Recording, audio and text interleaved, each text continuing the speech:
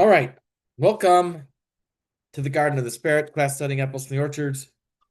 For the second time, beginning after Pesach 2014, we're closing in on the end here.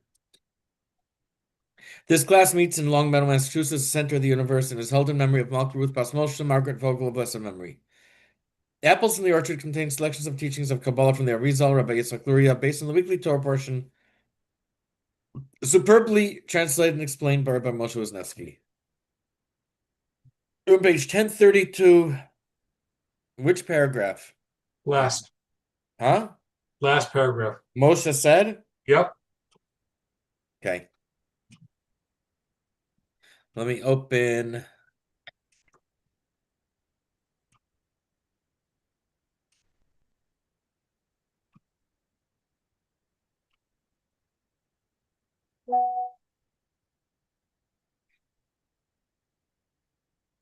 Okay.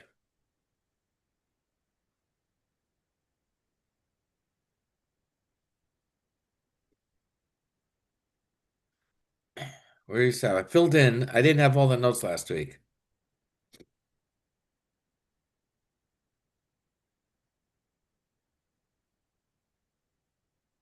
Okay. We did about the travelers. We have 38 pages left. Yeah. Yeah. Last week we learned about the travelers. Rain is not beneficial for everybody. Yeah. Okay, I think we're on 16. So in this chapter, we started off with a bunch of questions on the text at the beginning of the Parsha Haazinu, and we have Moshe answer, and then we answered that Moshe is addressing two different things here. There's the mystical side of the Torah, and then the contextual side of the Torah. The contextual side is for everyone. The mystical side is for, how do you say, select individuals. And so where he talks about the mystical side, he says that's where he's involved. That's where he's got to put in his efforts. And the contextual side is for everybody, and it's much easier, and there's much less effort on his part. So now 16. So the next pasuk says,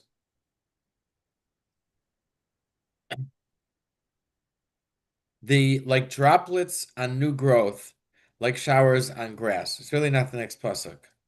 Yeah. Sprouting grass will get ruined by heavy showers. New grass requires light rain or droplets. And after the grass is mature, then it can endure showers or heavier rain. Okay, Moshe said 1032 at the bottom. Moshe said, like droplets on new growth, like showers on grass. In order answer the question. If the esoteric dimension is the main and preferred aspect of the Torah, why do we need the exoteric dimension? The answer to this is that raindrops are very small and are like droplets on new growth. The word used for vegetation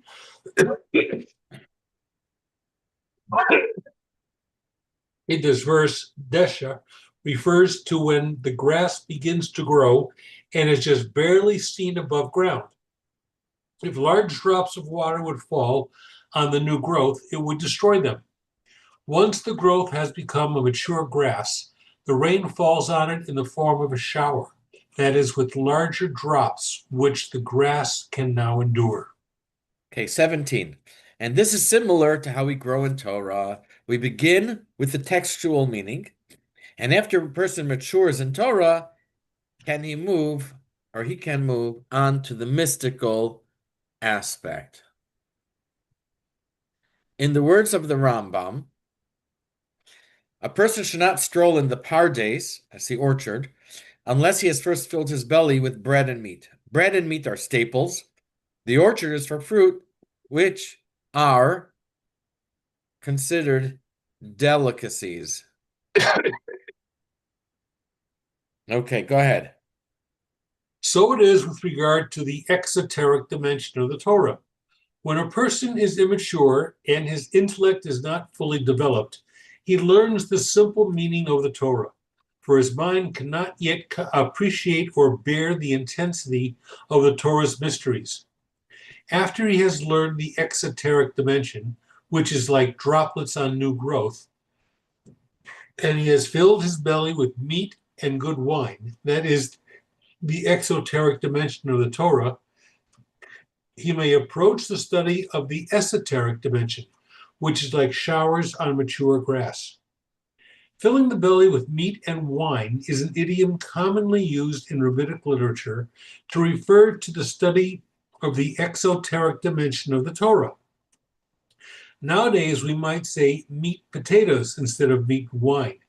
The imagery is that one should eat his full of the basic staples of life before indulging in delicacies or fancy desserts. In this way, he will be assured of good health and be saved the ill effects of overindulgence in rich foods. Similarly, a person should make his main Torah diet from the exoteric basics, Torah, Talmud, etc., and only when he is firmly anchored and grounded in these allow himself to delve into the Torah's mysteries. All right. 18. We can also make a connection to Rashi's comment on like droplets on new growth.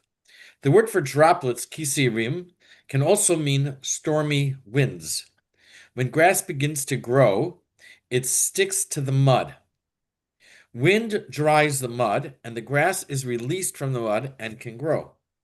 Then the rain comes that makes the grass grow. Okay, go ahead. Alternative. Alternatively, we can explain this verse according to Rashi's explanation. He translates the word we have taken to mean showers as storms. Storm winds aid the growth of vegetation when it is very young and closely bound to the mud at ground level. The storm wind dries up the mud and crumbles it. This frees the grass from being stuck to the mud. Afterwards comes the rain, which makes it grow further. And 19, the what do they call analog? A person is naturally stuck to his material side. The textual part of Torah helps a person remove himself from materialism, just as sprouting grass must separate from mud. He is then prepared to study the mystical side and grow, and tolerate and even benefit from the heavy showers. Similarly, the exoteric dimension of the Torah serves to separate the individual from his gross materialism. Once he has been somewhat detached from materiality and the matters of this world, he can go on to learn the esoteric dimension. It will then develop him further, like showers on mature grass. For mature grass is already detached from the mud and clay and can bear the heavier showers that promote its growth to maturity. Studying the Torah's exoteric dimension trains the individual in the fundamentals of Jewish faith. This knowledge prevents him from misunderstanding or misinterpreting the imagery or allusions found in the esoteric tradition. Learning and following the Torah's laws sanctifies the individual, giving him at least the basis of a higher perspective on life in which the spiritual is ascendant over the material. Okay, 20. Now, the third pasuk says, whoa, look at that. When I proclaim the name of God, give greatness to our God. A person might wonder why there must be two aspects to Torah, the mystical and contextual. Moshe anticipates this and compares the Torah to Hashem's name Havaya, which also has a mystical side and a revealed side. While we know the letters of Hashem's name, the vowels and how to pronounce it are kept secret. It was pronounced when the Kohanim intoned the Birkas Kohanim, and as we read in the Seder Avodah on Yom Kippur, the name was also pronounced by the Kohen Gadol when he stated the confession for his family, for his fellow Kohanim, and for all Israel. So it was known at one time, but even when it was known, it wasn't used. Only on certain occasions. Instead, we pronounce another name of Hashem. Usually it's Adni, but occasionally the name Elohim. You have to watch closely the vowels to see which one it is. Is this where 20 subs? Okay, go ahead. Moshe then said, when I proclaim the name of Hashem, give greatness to our Hashem. This too was to answer the question of why both exoteric and esoteric dimensions of the Torah are necessary. The answer given here is that the Torah is similar to the name Havaya, which also possesses both a hidden and revealed dimension. The hidden dimension is the name itself, as it is written. The revealed dimension is the way it is pronounced, as in the name Adni. So the hidden are the letters. And I guess even the vowels too, the right way it's pronounced. Okay, 21. At the burning bush, Moshe asked Hashem to tell him his name in case he was asked by the Jewish people. Hashem answered, "This is my name forever, and this is my remembrance for all generations." The word forever, la'olam, also means hidden, and the word for remembrance also means to mention. Hashem said, my name Havaya, my name, which is Havaya, shall remain hidden, but it should be mentioned in a different way. Yes, this is. Ready? Yeah. This is similar to our sage's explanation of the verse. This is my name forever, and this is my remembrance for all generations. The word for forever, olam, can be phonetically interpreted to mean to conceal, the alem. The word for my remembrance, zichri, can also mean the way I am mentioned, referring to the way the name Havaya is to be pronounced throughout all generations, that is, as the name Adni. The name Havaya was allowed to be pronounced as it was written only when the temple stood, and even then, only in the temple itself. Okay, now 23.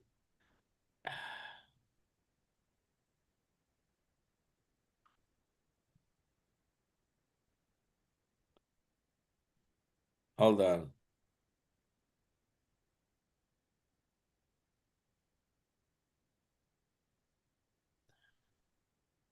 "22. The Torah is compared to Hashem's name, as we have a teaching that Hashem, his name, and the Torah are all one. Our sages teach that the entire Torah is comprised of names of Hashem.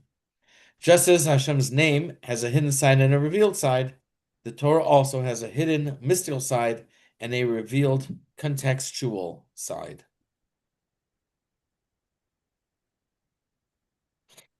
Your turn.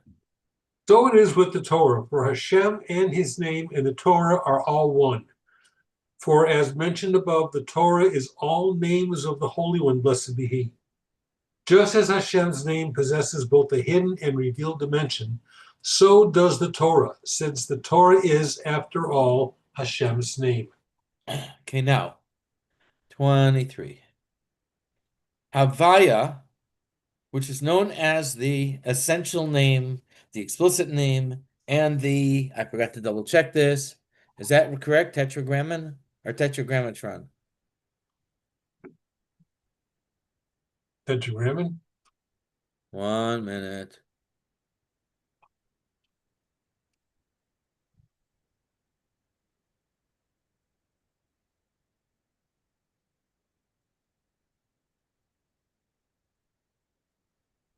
They don't like it. Let's try something else.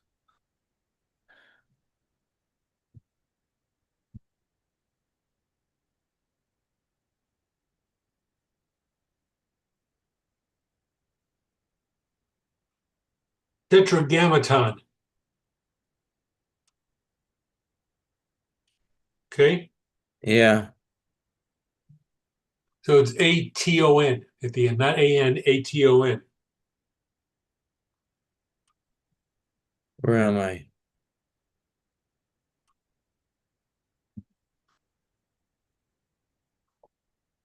Like that? Tetragrammaton, yes. Yes. Tetragrammaton, yes. The Tetragrammaton is four-letter Hebrew language theonym, the name of God in the Hebrew Bible. The four Hebrew letters written.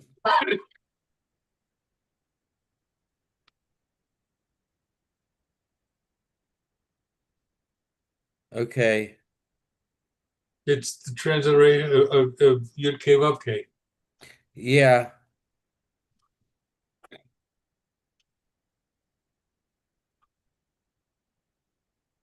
Yeah, Tetragrammaton. That's what it is. No, Tetragrammaton. It's an R after the G. What? There's an R after the G. There is? Tetragrammaton. There's also an R after the G. Okay.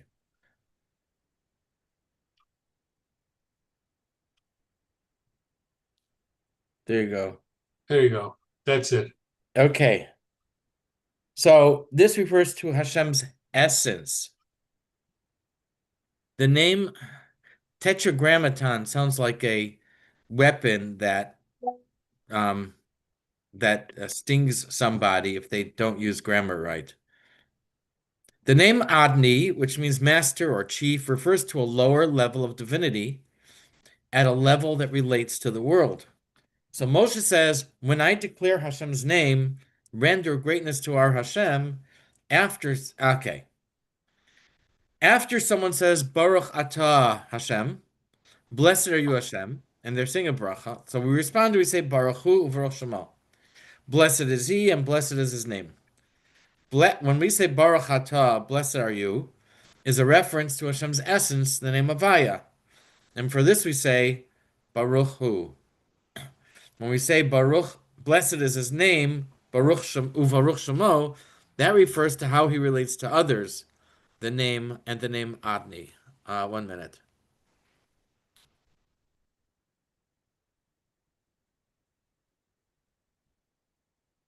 When we say Uvaruch Shemo, blessed is his name, that refers to how Hashem relates to others. So we say Baruch Hu Shemo, Baruch Hu Hashem, Baruch Hu Shemo. So Baruch Hu corresponds to Baruch Atah, and Baruch Shemo is for the name Adni that the person pronounces. Okay? Let's continue at the top of 1035. This is why Moshe said, when I proclaim the name of Hashem, give greatness to our Hashem, meaning when I recite a blessing and say, blessed are you, you should respond, blessed is he, referring to our Hashem himself, referred to by the name Havaya. When I then continue and say Adni, you should respond, and blessed is his name, referring to the name Adni.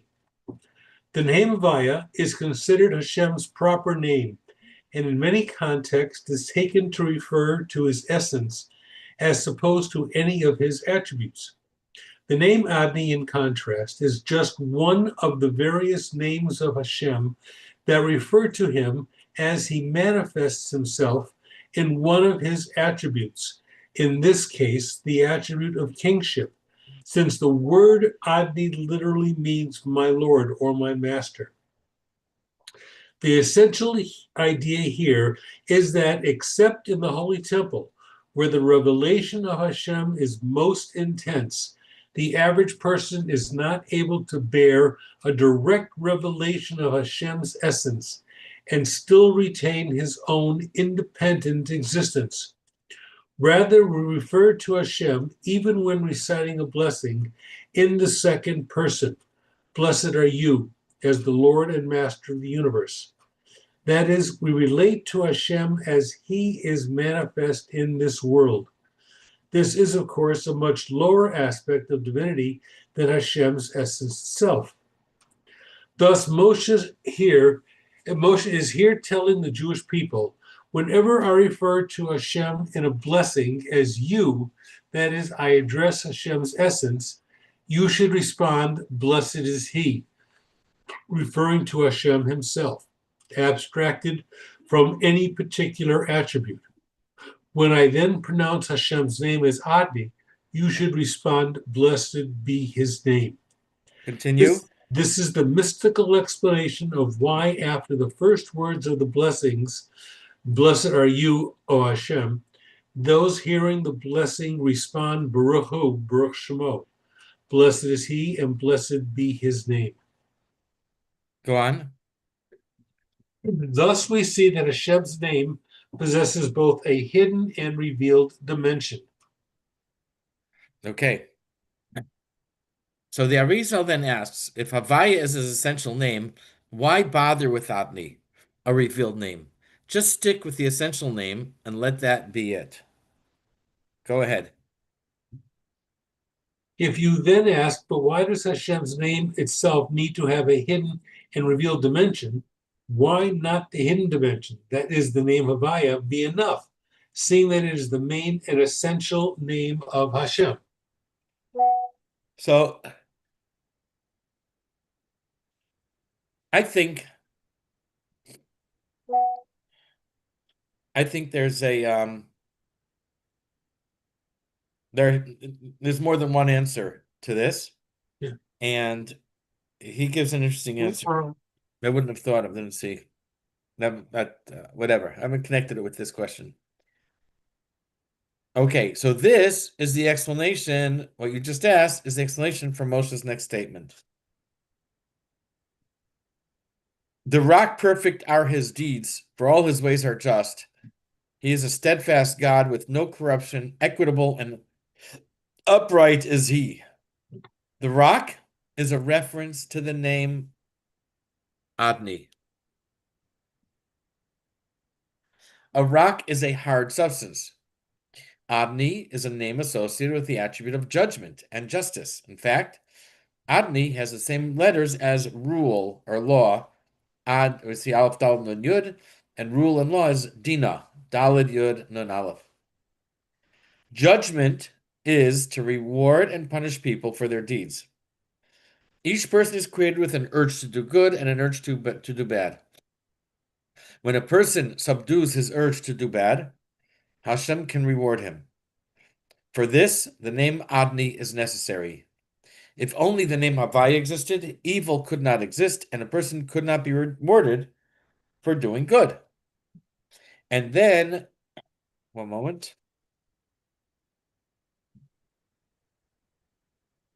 Perfect are his deeds. In Shema, we say, love Hashem with all your heart. Your heart is written with an extra bays, to teach that we must love Hashem with both urges, the urge for good and the urge for bad. If we only serve him with the urge for good, then we are incomplete.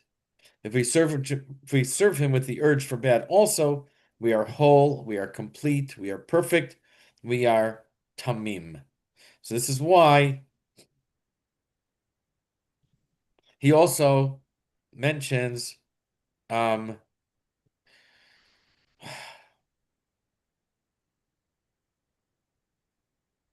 this is why we need a revealed part of Torah. I'm sorry, not part. Why we need a revealed aspect to Hashem or to Hashem's name. It is so that we can have an evil urge. And once we have the urge to do evil, then Hashem can reward us for not following that path. Okay, 1035 at the bottom. To answer this question, Moshe continues, the rock perfect are his deeds, for all his ways are just.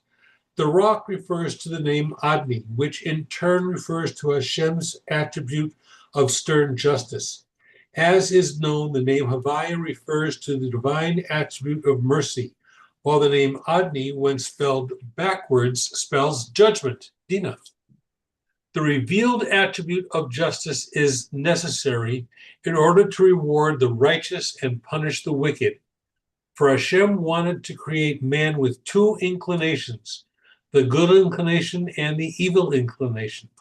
This is why he is called perfect, for both inclinations contribute to the service of Hashem. Yes, even the evil inclination. As our sages explain the verse, and you shall love Hashem, your Hashem, with all your heart, with both your inclinations, the good inclination and the evil inclination.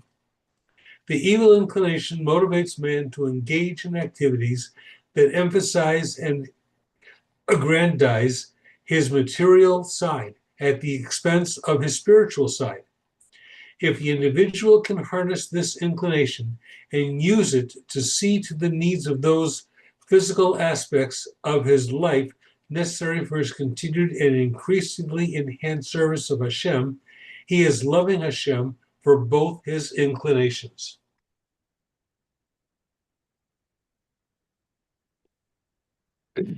Okay. 26. This same idea is found in the Medrash. A philosopher asked Rabbi Hoshaya, if bris milah is dear to Hashem and he is considered incomplete without it, why didn't Hashem create Adam circumcised? Rabbi Hoshaya blew him off with a ridiculous answer. The philosopher persisted, and Rabbi Hoshaya relented. He said that Hashem created things in an unfinished state and left it for man to complete. And he gave 3 examples, or 4. He said, mustard cannot be eaten raw. It must be sweetened.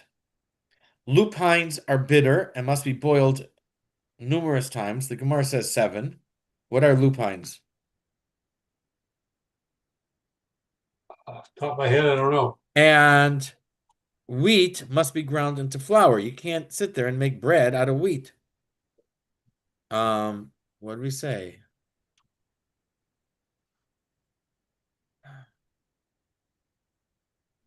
Lupine, commonly known as lupin or regionally bublanet, is a genus of plants in the legume family Fabaceae. The genus includes over 199 species with centers of diversity in North and South America. They're widely cultivated both as a food source and as an ornamental plant, but are invasive to some areas. Lupine is an ecological problem in Iceland. Okay. Herbaceous perennial plants 1 to 5 feet tall. Da da da da da. Okay, I don't know. Legume. Where are we? Okay. And so too, Hashem left it to man to complete the process and perform circumcision. So Hashem didn't complete a perfect world. But he left it for us to complete. And that's the same idea. He created a Yetzer Hara so that we could correct, we could not listen to him, we could withstand his temptations and seductions. Okay? Yeah. This is I wrote about this a few months ago on my Shabbos, my Dvar Torah, my weekly Dvar Torah. I wrote this medrash. Okay, 1036, this is how.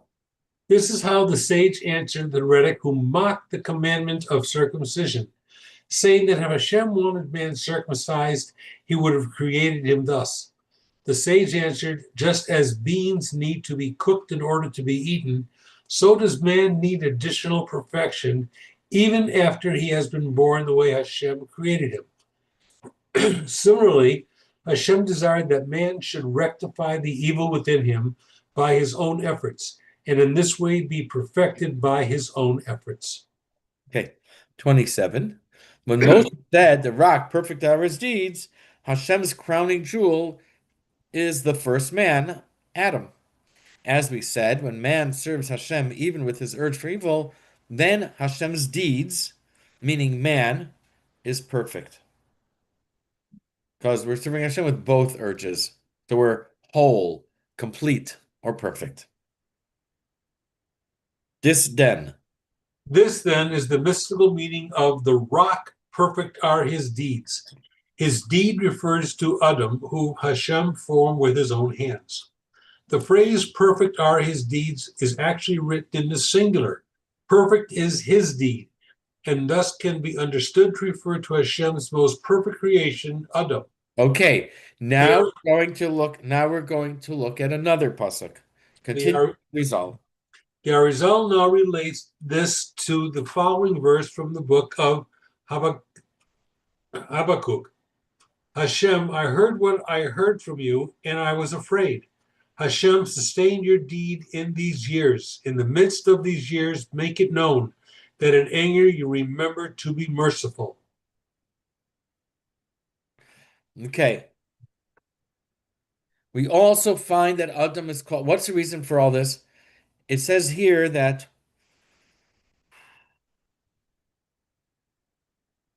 um ah Hatzur Tamim Pa'alo. The rock, perfect are his deeds. Um, Probably an unusual word for his deeds. It means like what he accomplishes, what he makes, his product, maybe something else. So we're going to find, we just said that meaning how perfect is man because he serves Hashem um, with both urges.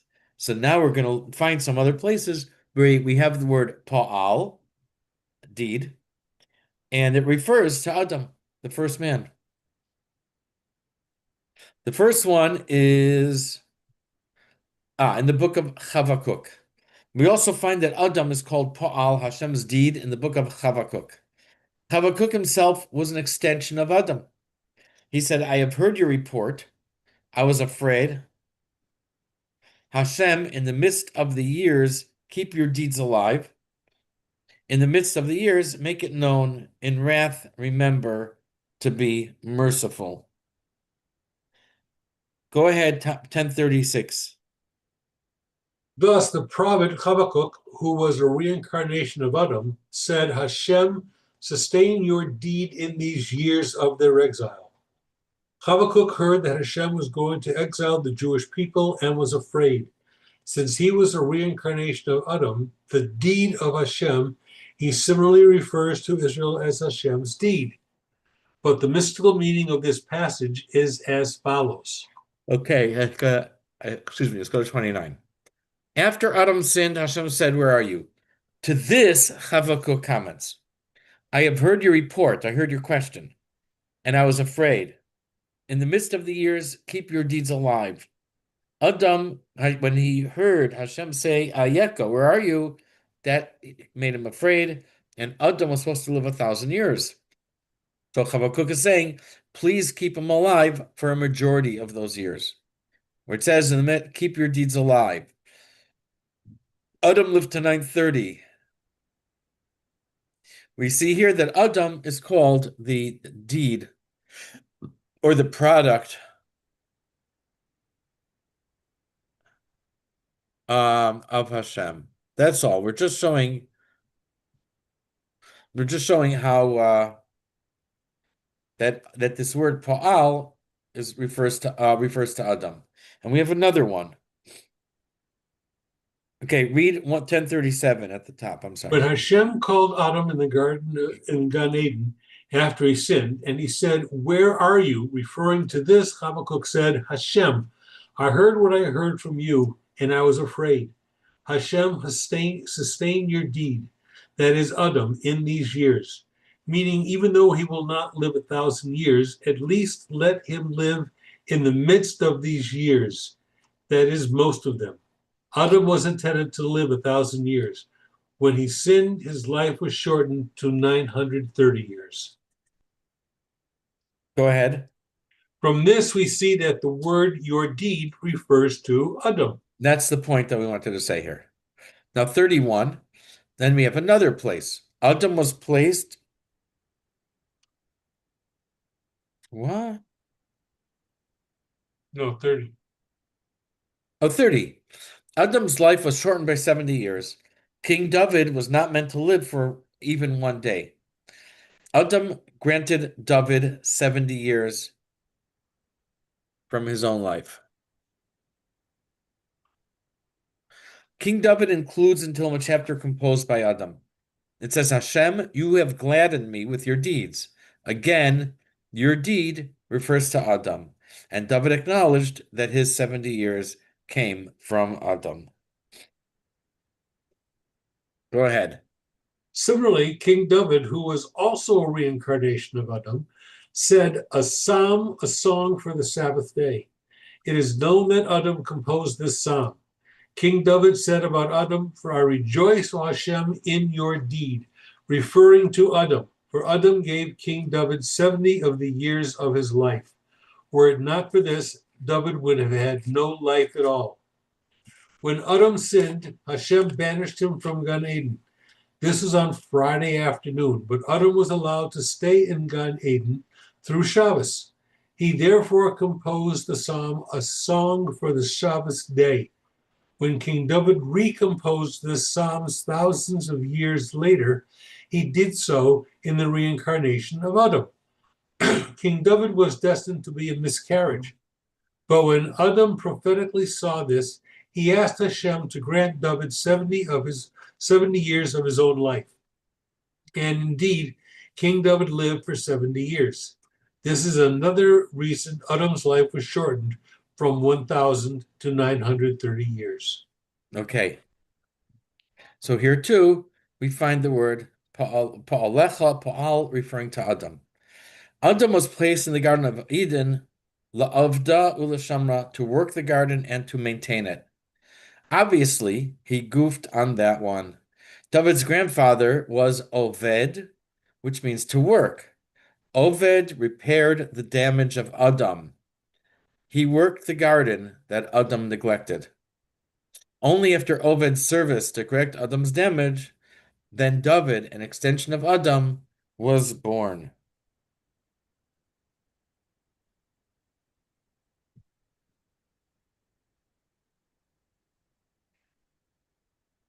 Ready? Yeah, 1037 at the bottom. David could not be born until his grandfather Ovid came and rectified Adam's sin of abrogating Hashem's command to work and to guard the Garden Eden. This is why he was called Ovid, literally the one who works. Only after someone had rectified Adam's sin could his prayer for David be fulfilled. Okay, 32. Now, in Hashem's curse to Adam, he said, by the sweat of your brow you shall eat bread. Yishai, the father of David, was called a man of Beis Lechem. You know, they have today Minnesota man, a Florida man, a Milford man. He's a Beit Lechem man. The name of the town Beis Lechem means a house of bread. And this matches what Hashem told him, that by the sweat of your brow you shall eat bread. In any case, we see now that in Habakkuk and in Tillim, Adam is called Pa'al, the deed, handiwork, or product of Hashem. Page 1038. And parallel to Hashem's curse to Adam, you shall eat bread by the sweat of your brow. King David's father Yesse was called the Bethlehemite, literally of the house of my bread. Go ahead. In this case, this is another indication that the word your deed refers to Adam. 33. And this is why Hashem created man with the urge for evil. Man eats the fruit of his labor through his own efforts by subduing the urge for evil. And for this reason, Hashem desired to create Adam with an evil inclination, so that he eat the fruit of his own efforts, achieved through his own toil. That is, subdue the evil inclination. Okay. And we will stop here. That's as far as I got. I'm going to stop share.